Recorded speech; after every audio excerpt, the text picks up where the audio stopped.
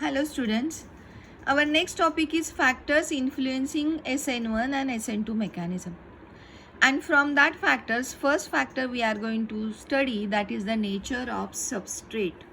Substrate, that is our alkyl halide, and base, that is the OH minus. Okay, that is the thing over here. First of all, we will see in SN2. In SN2 what happened? There is a transition state. In SN2 there is a transition state. Okay, transition state like this. There is a transition state like this. Okay, so where the carbon is pentacoordinate, this OH carries partial negative charge, this Br carries partial negative charge, and this is highly unstable, and that's why we are showing in a big box. Okay, square box. So this thing is pentacoordinate and thus it is crowded. It is crowded. See, around the carbon there are 5 things are there. So this is crowded. While in transition state of SN1, it gives carbocation. It gives us carbocation like this. It gives us carbocation. Right? This gives us carbocation. Okay. So as a result, in SN1, mechanism favored for primary halides and least favored to tertiary halides.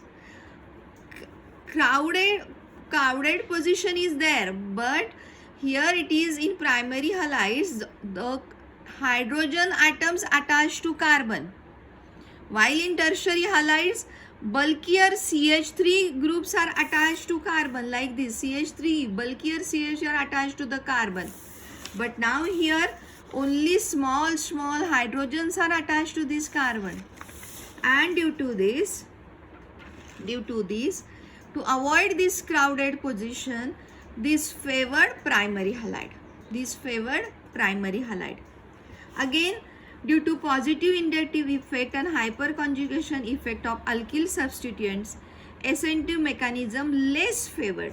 If in SN2 such type of alkyl groups will be there, and if they are showing like this inductive effect, here instead of H, if there are the CH3, and if they are showing inductive effect, so that carbon will have positive charge, and due to inductive effect and hyperconjugation effect of alkyl substituent, SN2 mechanism less favored for the tertiary halide. SN2 mechanism doesn't want such a crowdy inductive effect showing groups. It should be a very simple hydrogen atoms like, because already pentacoordinate carbon we get in the transition state, which is quite crowded, and in the crowded position reaction is not easy, and that's why it will become highly unstable. And that's why if the small h are there in the primary halide, then the instability is bearable, means very easily reaction can proceed further. Okay, now in SN1 carbocation form. Okay, then in carbocation form, then tertiary halides are more favored than the primary halides, because now carbocation, so they are apart from each other, their geometry is quite stable, and that's why these two sides are actually free, so that doesn't make any difference there. In SN1 mechanism favor for tertiary halide and least favor for primary halides, but in SN1 mechanism most favor the tertiary halide as positive inductive effect and hyperconjugation effect of alkyl substituents containing alpha hydrogens. Means why this is so? Because see, these carbons, to this carbon there is bromine is attached. Okay, and they containing alpha hydrogens. Next to that carbon, if the functional group is here, then this carbon is alpha, this carbon is alpha, this carbon is alpha, means this C, each C is having 3 alpha hydrogen atoms. This C is having 3 alpha hydrogen atoms like this. Okay, and we studied in 11th standard hyperconjugation and inductive effect, that all things incorporated over in this situation, and that's why SN1 mechanism favor the tertiary halide. Means what? This alpha hydrogen shows hyperconjugation,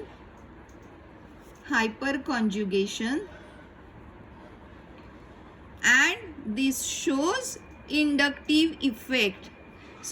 This shows inductive effect. 3 alkyl group shows inductive effect. And so these alkyl substituents containing alpha hydrogens gives stable carbocation. This gives us stable carbocation, and that's why from back side as well as from front side, attack is possible.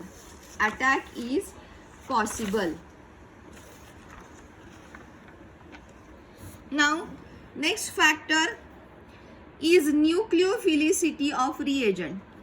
Our previous factor is nature of substrate. Now, nucleophilicity of reagent. Which reagent is here? Reagent is here OH minus, means KOH or NaOH. Okay.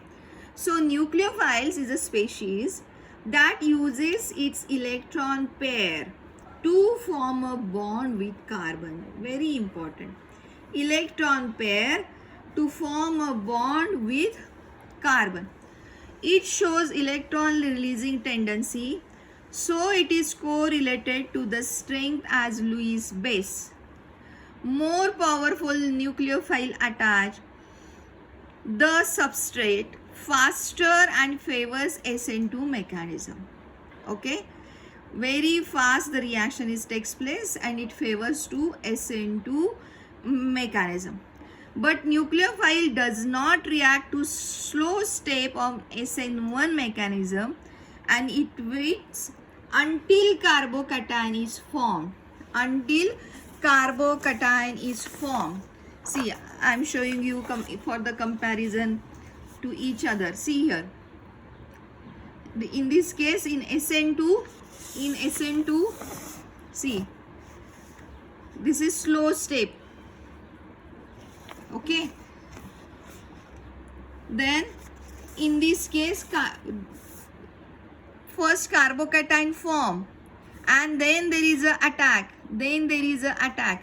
But now here, directly this OH is going to attack over here, and now this is dotted line, means partial bond form with the strong nucleophile also, and partial bond form with the weak nucleophile also. This is the meaning of this. So, nucleophile does not react in slow step of SN1 mechanism, and it waits until carbocation is formed and react fast. While in SN2, powerful nucleophile attack the substrate faster and favors SN2 mechanism. So this attaches to this faster and SN2 mechanism is possible. This is attack, this powerful attack on this, it attaches faster and then the final product is formed. But while SN1, first carbocation form and then there is a attack like this. There is a attack from back side and front side. Next factor is solvent polarity. A good ionizing solvent stabilizes the ions by solvation. In SN1 reaction, the solvation of anion is particularly important. SN1 reaction proceed rapidly in polar protic solvent than in aprotic solvents. Why this is so? Polar protic solvent, why this is so? Yes, In SN1, because in SN1 we must have carbocation. Must have carbocation. That's why. While in SN2 reaction, polar protic solvent decrease the rate of SN2 reaction in which substrates and nucleophiles both are involved. Are you getting this thing? In SN2, substrate and nucleophiles both are involved, while in SN1 only substrate is involved. Polar solvent stabilizes the nucleophiles, means one of the reactant, by solvation. Thus, solvent deactivates the nucleophile by stabilizing it. Hence, a protic solvent or solvents of low polarity will favor SN2 mechanism. This will favor by SN2 means low polarity solvent will favor SN2 mechanism, while high polarity solvent favors SN1 mechanism, because there is a formation of carbocation. If the polarity is more, anion formation is very easy. Any ionic charges formation is very easy, whether it is cation, whether it is anion. Okay. Now next, just generalize everything in the form of point. What happened in SN1 and SN2? This is substitution nucleophilic bimolecular. If they ask you the difference in between SN2 and SN1, you have to write all these points. Substitution nucleophilic unimolecular. Here rate depend upon substrate and reagent CH3, Br and OH. So you have to show in square bracket. This is very important. This is rate depend upon only on substrate, like this. That is a tertiary butyl bromide. This is one step reaction, while this is two step reaction. This is pentacoordinate bond formation, like this on around the C1, 2, 3, 4, 5. This is pentacoordinate bond formation.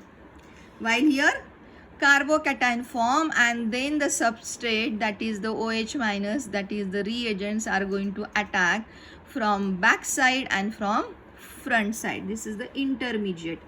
Here we call transition state. Short form is TS, while this is our intermediate. Okay. Here it is just backside attack. This OH attack from this side. This is the backside attack. Here attack from backside as well as front side. Here attack from backside as well as front side. Here it is inversion on configuration. I show you that umbrella. If it is like this, then in the product it will be like this. So the inversion of configuration. Here it is inversion as well as retention. Retention means whatever the original position, same type of product, second product we get, and one product we get with the inversion. And these products are equal in quantity if, then it is a 50% and 50%. Okay. It shows optical activity. Means what? If these three are different elements or groups, means if this carbon is the chiral carbon or chiral carbon, then that final product will show you the optical activity. That product will show you optical activity.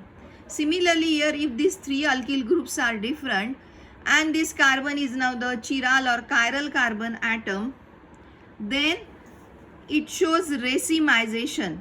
And if the substrate is optically active,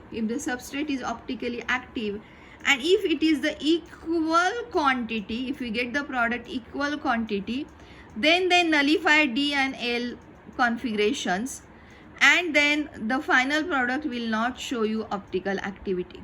But if instead of 50, if it is 75% DL and only 25% L product in case, then 50% D character is more, and so the final product will show dextro rotation. Are you getting this point?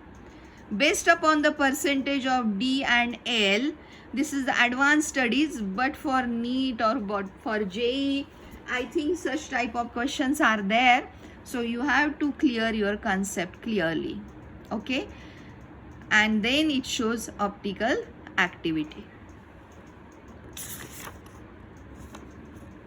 Next. This is all about substitution reactions, and after that substitution reactions we studied mechanism of SN1 and SN2, then factors influencing SN1 and SN2, then we studied difference in between SN1 and SN2, and now the important part is remaining, that is elimination reaction. First elimination reaction is dehydrohalogenation. Such sort of reactions we studied in 11th standard also. What is that? D means removal. Okay. D means removal. Hydro means H and halogen means X. So the removal of hydrogen and X is known as dehydrohalogenation. Means what? Removal means we eliminate from the reactant. Okay. Now what is exactly happened? Behind this elimination there is one principle. Okay. There is some rule, and that we are now going to study. Okay.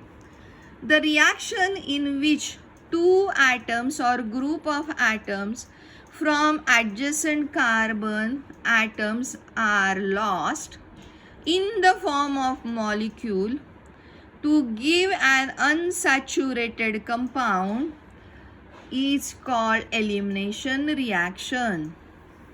Are you getting this thing? What is given? When two atoms or group of atoms from adjacent carbon, this is very important, from adjacent carbon, I am underlining this word, adjacent carbon, if they lost, then they form a molecule to give an unsaturated compound. What is unsaturation? C single bond, saturation. Right? C double bond C, unsaturation.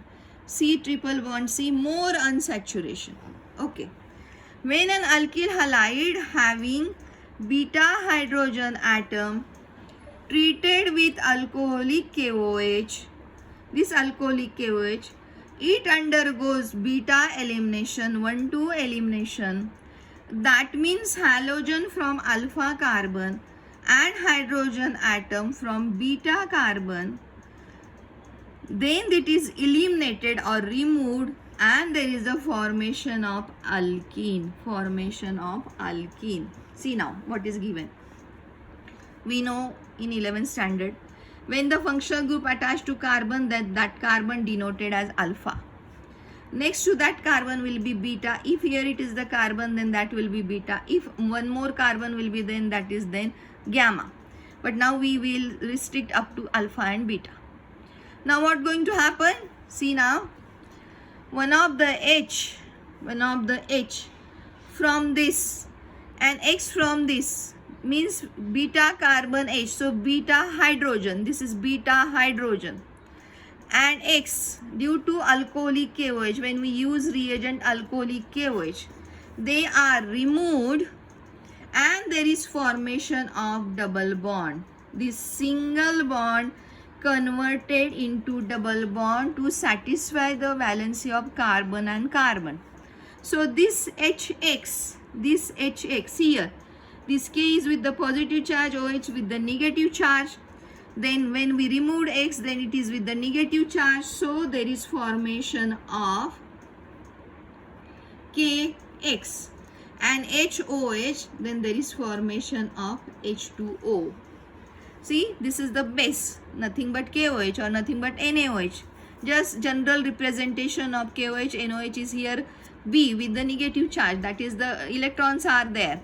But when in the reaction mechanism or in the reaction, this B part from this base, that means the K is reacting with halogen, and the remaining part, that is the OH from, like this, OH from this B reacting with H, this H, and there is formation of H2O.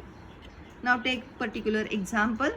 CH2, CH2, HBr, alpha and beta, alcoholic KOH or alcoholic NOH. See, this alcoholic word we can write in the short form like ALC, ALC and dot. Potassium hydroxide, boil. You may show it by delta. Then what is going to happen? This H and Br is going to remove by the beta elimination, means the beta hydrogen is going to remove. There is formation of CH2 double bond CH, then KBr and H2. So ethyl bromide is converted into alkene and that is ethene. Ethene. Okay. See now, in this example, we just consider one beta hydrogen is there. But every time this is not possible. It may possible there are more beta hydrogen atoms. To this side, there will be again carbon and that carbon are having hydrogen. So those hydrogens are also beta hydrogens. So now we will take the next possibility. If there are two or more equivalent beta hydrogen atoms in a halide, then this reaction gives mixture of halides. Means not a single product like this we will get mixture of products. Mixture. A product and B product. Mixture of products. For example, if 2-bromobutane on heating with alcoholic KOH gives mixture of but1-ene and but2-ene. We know these names in alkenes. C, 4 carbons. 1 means on the first carbon there is double bond. And whatever the remaining, all the filling blanks, those are nothing but hydrogens. But2-ene means 4 carbons. 2 means on the second carbon there is double bond like this, and so this is CH3 and now the remaining the filling the blanks with H and H to satisfy the valency of carbons. So here is CH3 CH double bond CH. So the name of the compound is but2-ene, name of this compound is but1-ene because this is the first carbon, second carbon, this is second carbon, third carbon, like that. Isn't it?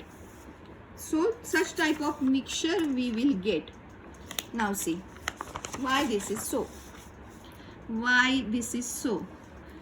You may remember somewhat the Markovnikov's rule, but it is different than that, but nearly same. Like we get the two products. One is the major product, another one is the minor product. So take the example 2-bromobutane. The functional group attached to carbon is always denoted as alpha. Next to that beta, and this one will be gamma. But now we are now concerned with only the beta carbons and hydrogens attached to the beta. This is our 2-bromobutane. On the second carbon there is bromine, so this is 2-bromobutane. Now treated with alcoholic KOH, we get these two type of products. But1-ene, but2-ene. Okay. And now here, this elimination is called beta elimination. And this dehydrohalogenation will take place. That means the product is alkene. See, this is the product is alkene. Double bond is formed. Alkene. But question arises, which is the major product? Two products are there, but which is the major? Whose percentage yield is more? Whose percentage yield is less? And for that, we have to apply this Set-Zep rule. This Set-Zep is the name of the scientist. Set-Zep rule. In beta elimination reaction, the preferred product is alkene, which has greater number of alkyl group attached to double bonded carbon atoms.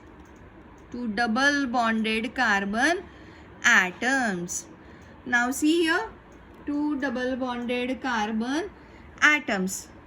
This is one alkene, this is another alkene. Here it is the double bond. Okay, here it is the double bond. To this double bond, here it is C, here it is C. Then there is one H, another H. So here it is one H, here it is another H. And what is remaining? To this carbon there is CH3. To this carbon there is CH3. Okay, this is for this.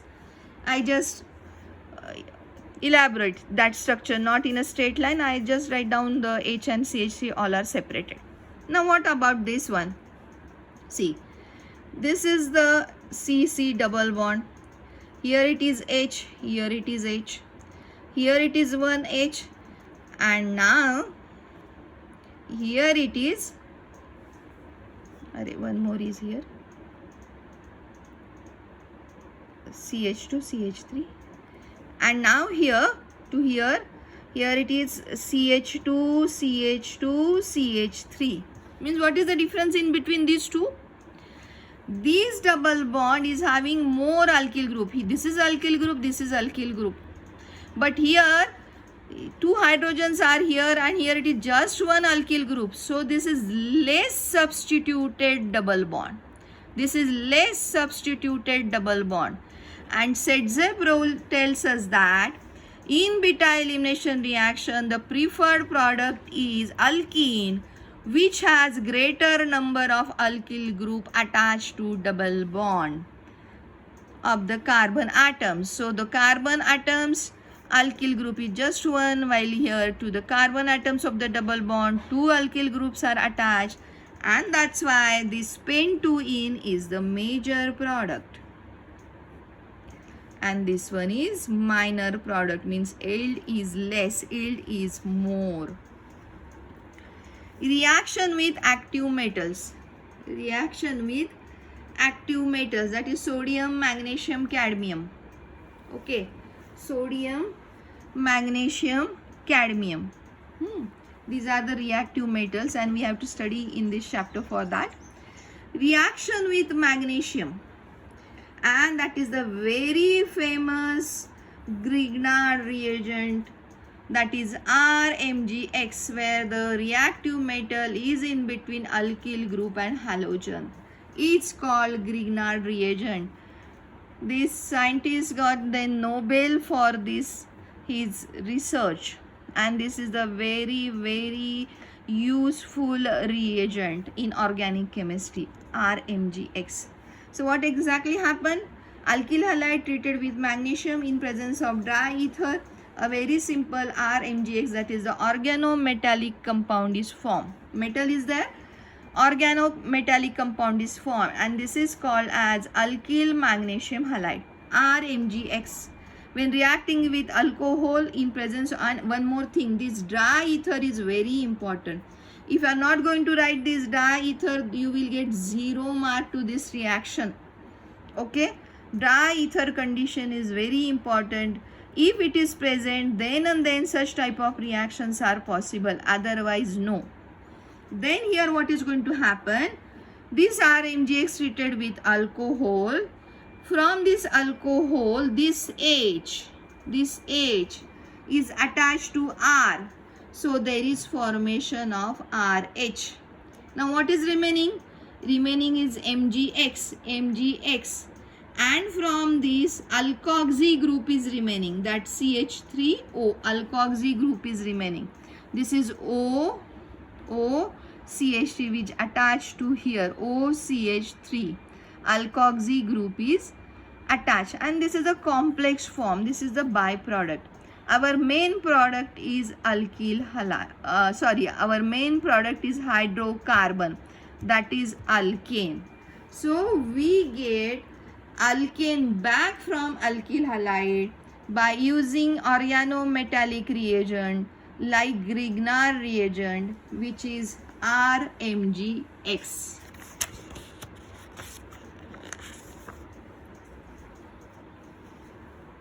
Next, examples for this. RMgX, X may be Cl, CH2OH diether, then C2H5H. There is formation of byproduct. Here we get ethane. So this is ethyl magnesium chloride treated with treated with methyl alcohol that gives the electronegativity, and then there is a formation of ethane. This is formation of ethane, means what? Ethyl magnesium chloride treated with alcohol in presence of dry ether converted into ethane. Now same type of reaction we can observe with ammonia also, NH3. From here one H is removed like this, and which is attached to R, means this H attached to R here, RH and MgXNH2. This thing is happened. Now take example CH3 Mg bar NH2H, that is the ammonia treated with this.